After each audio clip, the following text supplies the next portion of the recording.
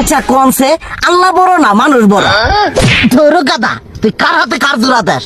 কুড়াই আল্লাহ আর কুড়াই মানুষ। যেটা কবার কইছে ওইটা কন। আল্লাহ বড় না মানুষ বড়? আল্লাহই তো বড়। আল্লাহ বড়, তাহলে আল্লাহর কথা না হইনা মানুষের কথা শুনেন কে? তুই কি কইতাছস? কি আর আল্লাহর কথা মানে না মানুষের কথা মানে? হ্যাঁ, কি আর মানুষের কথা শুনেন তাই না? আমনে যে ওই দিনকে ডায়াবেটিসের রোগ নিয়ে যে হাসপাতালে গেলেন, ডাক্তার আপনার কত কিছু খাবার না করলো, সব কিছু না খাই এখন চলতেছেন।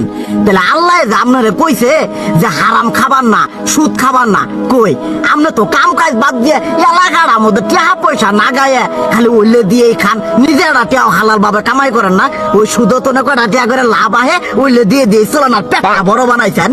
শুনেন একটা কথা কই, হারামের কোনোদিন আরাম নাই। হালাল পথে রুজি রোজগার করেন, প্রয়োজনে এড়া বেলা কম খায়েন, তাও শরীর পিণ্ডও ভালো থাকবো, কোনো রোগ বেদও হবো না, আরামও পাবেন, আল্লাহও খুশি থাকবো।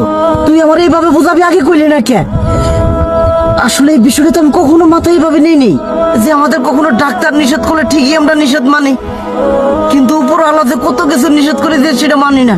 আর এই যে হারাম পথে টিয়া পয়সা কামাই করতেছেন, শরীরের মধ্যে দুনিয়া রোগ বেত হয়েছে, দেখা যাইতেছে যা টিয়া হারাম পথে কামাই করতেছেন তার তো বেশি টিয়া মনে করেন জ্বলে যাইতেছে গা বেশি।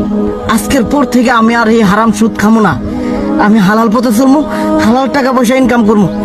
এতে করে যদি একবেলা কমও খাইতে হয় তবুও খামো, তবু আমি আর এই হারাম পথে চলবো না। আচ্ছা ঠিক আছে।